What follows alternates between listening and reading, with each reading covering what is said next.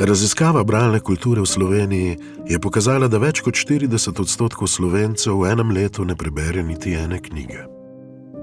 Veliko raje kot knjige prebiramo kratke, nezahtevne digitalne vsebine, kot so objave na družbenih omrežjih.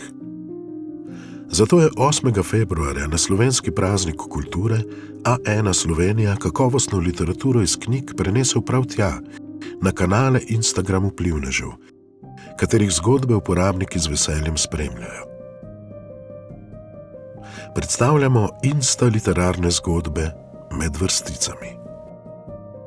Kratke zgodbe, ki so za en teden v objave 11 znanih Instagram vplivnežev vnesle kakovostno slovensko literaturo. Vsak vplivnež je v seriji 5 objav literaturo predstavil kot svojo osebno zgodbo.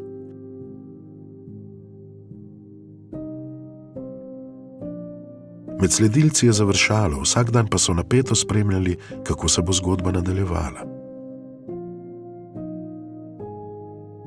V zadnji objavi pa so vplivneži sledilcem razkrili, da v preteklem tednu niso prebirali njihovih zapisov, temveč literaturo znanih slovenskih pisateljev. Ljudi so povabili k branju celotne zbirke Med vrsticami, ki je bila v digitalni obliki dostopna na posebni spletni strani projekta, v tiskani obliki pa na prodajnih mestih A1. Tako so literarne zgodbe Med vrsticami v enem tednu mnogim Slovencem približale sodobno slovensko literaturo.